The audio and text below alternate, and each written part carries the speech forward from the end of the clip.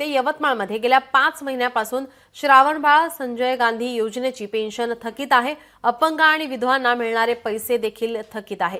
साथ ही निराधार संघटनेच्या वतीनं मुख्यमंत्र्यांना निवेदन देण्यात आले। निराधार नागरिकांचे पैसे तात्काळ देण्याची आता मागणी होत आहे।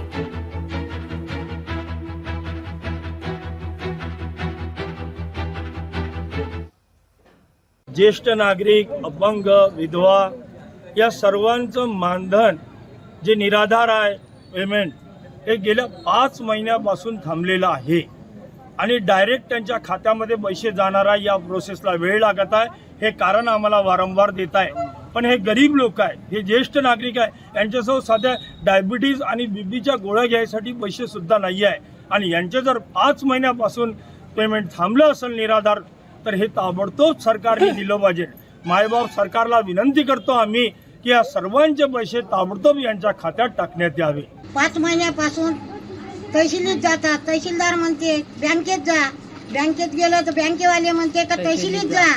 आम्ही काय खाव, काय करायचं? सरकार शिवाय देणारं कोण आहे? हे दिलंच पाहिजे। आणि गरीब वर्ग लोक आंधळे लंगडे असे रडून राहिले, त्याले कुठं बँकेमध्ये जाले, ऑटोमध्ये पैसा सुद्धा नाही, तर करायचं काय? आम्ही काय निराधार लोक, आंधळा लोक आहे ना, काय मरायचं का?